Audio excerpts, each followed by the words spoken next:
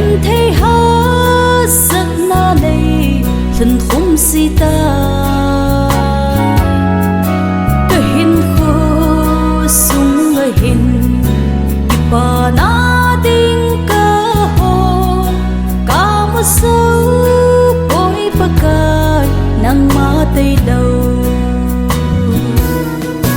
Neipui Jingin Opakai nalam chun Kipa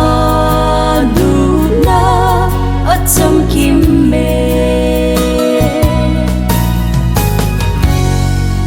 Vannoi houna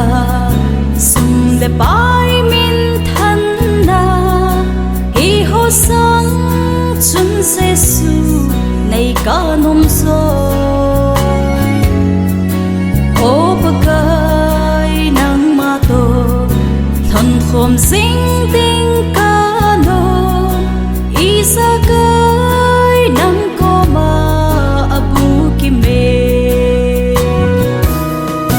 Neipui Jingin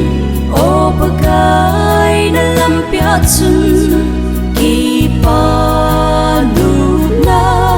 acham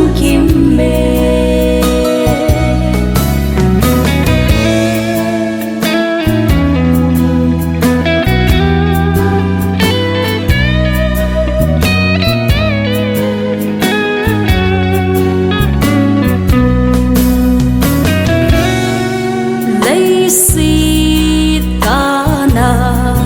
lhunkhum lungdon hohi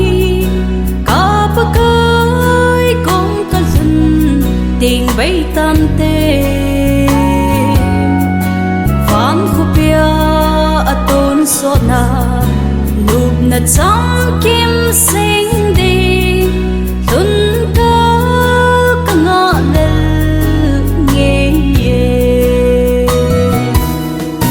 Neipui Jingin Opakai nalam chun Kipa houna acham Neipui